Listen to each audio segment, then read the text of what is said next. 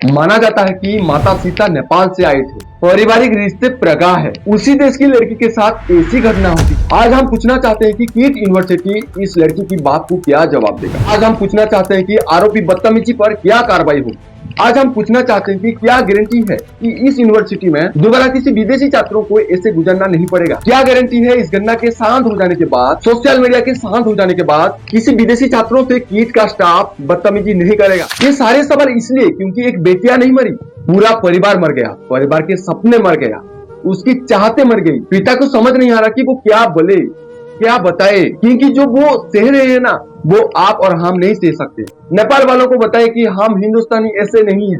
और इसलिए आज मैं सभी नेपाल वासियों से हाथ जोड़ के विनती करके कहना चाहूंगा कि मेरे नेपाल के दोस्तों, कीट यूनिवर्सिटी में जिसने हमारी बिटिया के साथ अत्याचार किया, जिसने उस अत्याचार को छुपाने की कोशिश की, इनसे हमारा भारत नहीं बनता। भारत के सच्चे लोग वो हैं जो वसुदैव कुटुंबकम सूत्र पे चलते हैं। हम वो लोग हैं जो बेटी को देवी का दर्जा देते हैं। हम मानते हैं कि ओडिशा में जो कुछ हुआ वो पूरे देश को शर्मसार किया और हम उसको लेकर शर्मिंदा हैं। जो घटना हुई उसको लेकर भी और घटना के बाद जो हुई उसको लेकर।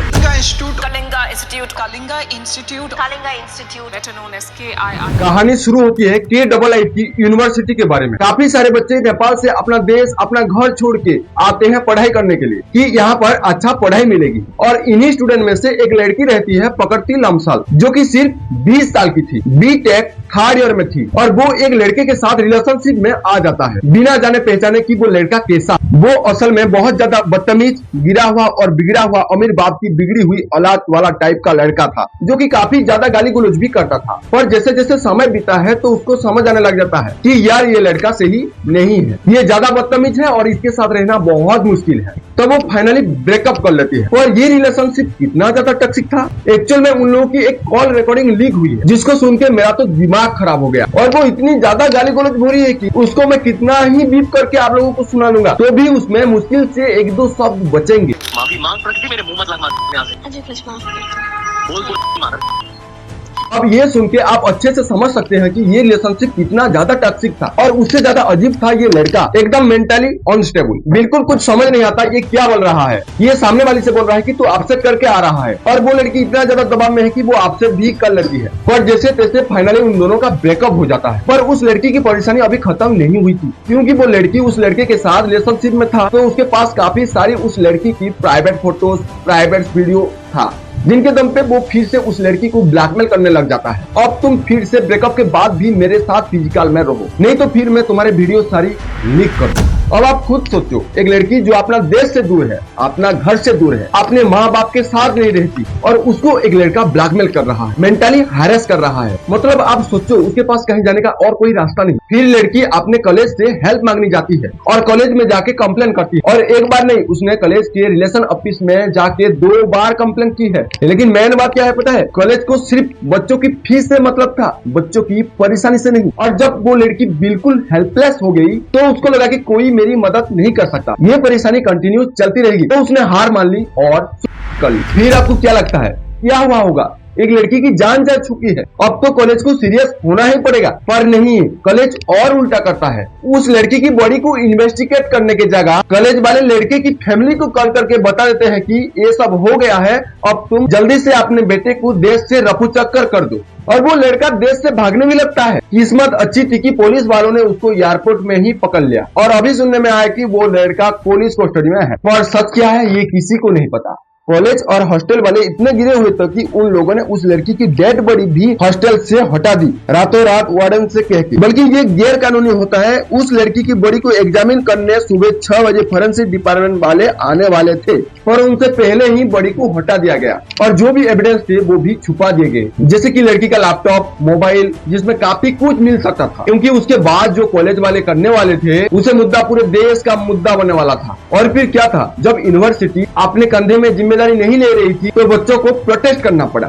कॉलेज के बाहर उन्होंने प्रोटेस्ट किया कि अगर ऐसे एविडेंस हटाए जाएंगे और ऐसे कॉलेज में बच्चे सुसाइड करेंगे और उसके बाद भी उसकी इन्वेस्टिगेशन ठीक से नहीं होगी तो सेफ्टी का क्या, यहाँ बच्चे सेफ कैसे हैं। और यहाँ पर काफी सारे बच्चे ने सेफ्टी की मांग की, जस्टिस की मांग की और उन्हें सेफ्टी की जगह गुंडागर्दी का सबूत दिया गया। जो बच्चे प्रोटेस्ट कर रहे थे उनके साथ पिटाई की गई और ये सब तो बाद में हुआ। वहाँ पर जो हॉस्टल में टीचर्स थे बच्चे से लड़ने लगे, बदतमीज करने लगे, उनके ऊपर रिसल्ट कमेंट करने लगे। ये वीडियो देखिए, इसे देखकर हमें हिंदुस्तानी होने पर शर्म आ रही है कि ऐसे लोग भी हमारे देश में हैं।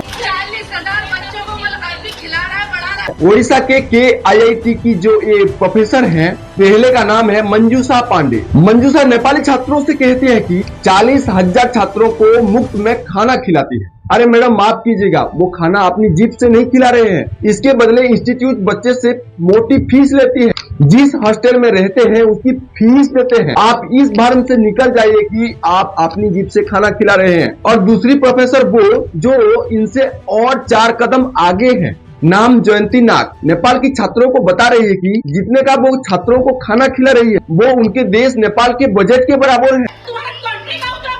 सच कहें तो यकीन नहीं हो रहा है कि किसी प्रोफेसर का सोच इतनी घटिया है, वो भी इस स्थिति में जब एक लड़की की जान जा चुकी है। उसने बार बार शिकायत की थी, उसकी शिकायत पर कार्रवाई नहीं हुई, उसके बाद वो जान लेने की कदम उठाई। इसके बाद भी टीचर्स की ये बातें, सच को छुपाने की कोशिश, औकात दिखाने की कोशिश, और ये सब किसके लिए? एक बदतमीज आवारा लड़के को बचाने के लिए। ये वही लड़का है जिसकी वजह से आज यूनिवर्सिटी पर सवाल है।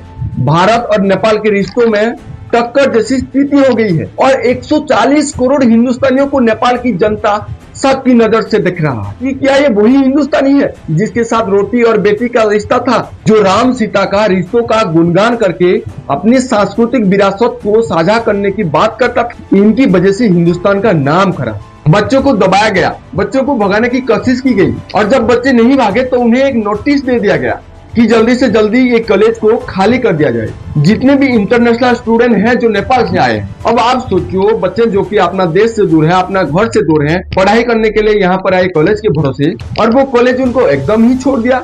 हमारे कॉलेज से तुम निकल जाओ क्योंकि तुम जस्टिस की मांग कर रहे हो जो हम दे नहीं सकते। और ये बात भी सुनने में आया कि काफी सारे बच्चे को रेलवे स्टेशन पर सोना पड़ा। इस पूरे मामले में नेपाल के प्रधानमंत्री का दाखिल आया तो KIIT की परेशानी और बढ़ी, क्योंकि नेपाल के प्रधानमंत्री KP शर्मा ओली ने साफ कहा है कि भारत में नेपाली दूतावास के 2 अधिकारियों को नेपाली छात्र की मदद के लिए ओडिशा भेजा गया। प्राथमिकता के लिहाज से विकल्प 2 है कि या तो हॉस्टल रहो या घर लौट आए। और जब इतना सब कुछ हुआ तो KIIT ने माफी मांग ली, कहा कि जो ऑफिसर को जॉब से हटा दिया गया, कैसे एक बच्चे खुदकुशी पर मजबूर हो सकती है। ये अपराध है। जिस तरह से मामले को छुपाने की कोशिश की गई वो भी नहीं होना चाहिए था। नेपाली छात्रों को बंधक बनाना, उनके डर के बीच उनका फोन छीनना, ये चोरी के बाद सीना जोरी जैसा था। लेकिन फिर भी हम आपसे कह रहे हैं कि जो हुआ वो तो हम ठीक नहीं कर सकते, लेकिन इंसाफ की लड़ाई में हम आपके साथ हैं। सभी नेपाल वासियों से हम कहना चाहते हैं कि हम सभी हिंदुस्तानी आपके साथ हैं। इस जुर्म के खिलाफ आपकी आवाज में हमारी भी आवाज है। हिंदुस्तानी और नेपाल की जोड़े बड़ी गहरी है और इस तरह की मानसिकता के कुछ लोग उन जोड़ों को हिला नहीं सकते। हम आपके साथ हैं। जस्टिस फॉर नेपाली गाल के आवाज में आवाज मिलाएंगे और एंश्योर करेंगे कि जब तक उसे इंसाफ नहीं मिल जाता, इस लड़ाई को हम आपके साथ मिलकर लड़ेंगे। जय हिंद, जय भारत, जय नेपाल।